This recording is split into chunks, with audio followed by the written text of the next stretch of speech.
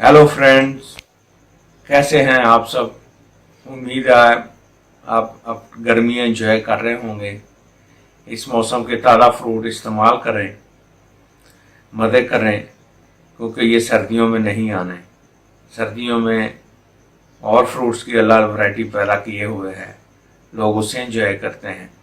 तो दोस्तों, आज हम जिस मेडिसिन का चर्चा करेंगे उसके बारे में तज़किरा करेंगे, उसका नाम है मर्कसाल।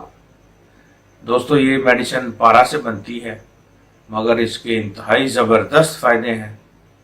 आज हम बारी बारी इन सब फ़ायद का चर्चा करेंगे।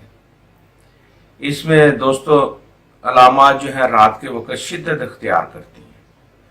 उसमें किसी किस्म का मसला हो, जैसे कान दर्द हो, जैसे दांत का दर्द हो, वो रात को गर्म पानी, गर्म मशरूब, गर्म गज़ा या ठंडी चीज़ लगने से दांत का दर्द शुरू हो जाता है। क्योंकि दांत में बाज़ दफ़ा कीड़ा लगने की शिकायत आमतौर पे छोटे बच्चों को, बल्कि सभी को लाइफ के किसी भी हिस्सा में हो सकती है।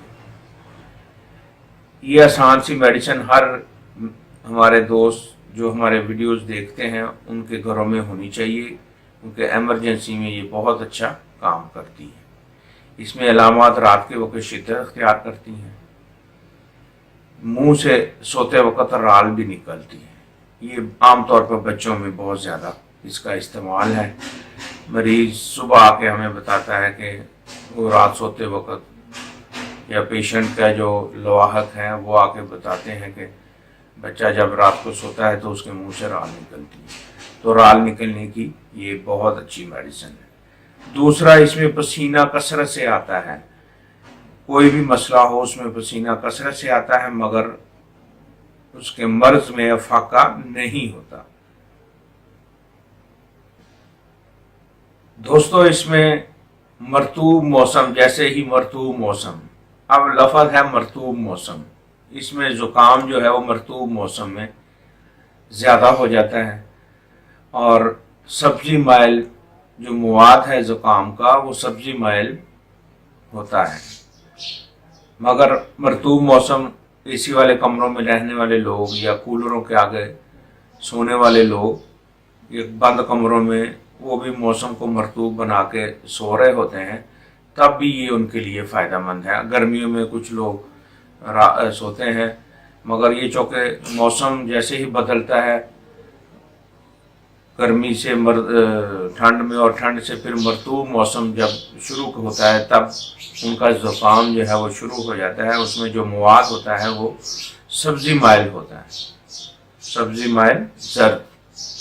तो इससे आपको इंडिकेशन मिल जाएगी कि ये मर्कसाल की अलामत है। अब जो लोग ठंडे कमरों में, एसी वाले कमरों में सोते हैं या आदी नहीं होते, तो कुछ दिन बाद उनमें ये अलामत अगर पाई जाए तो उनके लिए भी बहुत ज़बरदस्त मेडिसिन है।